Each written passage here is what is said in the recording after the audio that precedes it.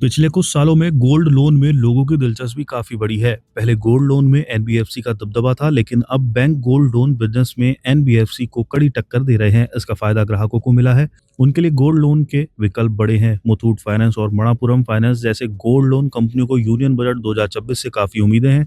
वित्त मंत्री निर्मला सीतारमण 1 फरवरी का यूनियन बजट का ऐलान करेंगी।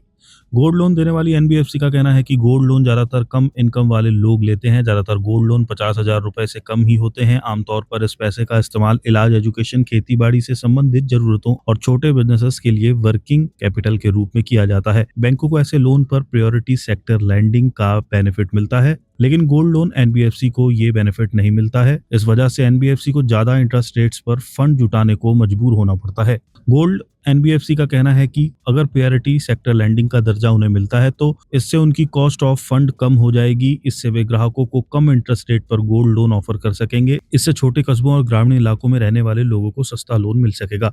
बड़े शहरों के लोगों के लिए कर्ज के कई विकल्प उपलब्ध हैं, लेकिन दूर दराज के इलाकों में लोगों के लिए कर्ज के ज्यादा विकल्प नहीं हैं। गोल्ड लोन इंडस्ट्री को उम्मीद है कि सरकार बजट में लोगों को यूपीआई के जरिए गोल्ड क्रेडिट लाइन की सुविधा दे सकती है। देश की आबादी का बड़ा हिस्सा यूपीआई का इस्तेमाल करता है।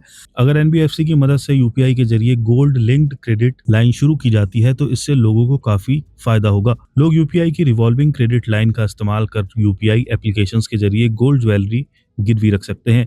इससे जरूरत पड़ने पर उन्हें तुरंत कर्ज मिल जाएगा। इससे लोगों को ज्यादा इंटरेस्ट रेट पर लोन लेने को मजबूर नहीं होना पड़ेगा। अभी गोल्ड लोन एनबीएफसी के लिए दूसरे एनबीएफसी के मुकाबले single counter party exposure limit से जुड़े नियम काफी सख्त हैं, जबकि गोल्ड लोन पूरी तरह से सिक्योर्ड होते हैं। गोल्ड लोन का रीपेमेंट रिकॉर्ड भी अच्छा है। अगर उनकी एक्सपोजर लिमिट टीयर 1 कैपिटल का स्टैंडर्ड 20% तक कर दी जाए तो पर्याप्त पूंजी वाले एनबीएफसी अपनी पूंजी का सही इस्तेमाल कर सकेंगी। इससे गोल्ड लोन इंडस्ट्री को बढ़ावा मिलेगा।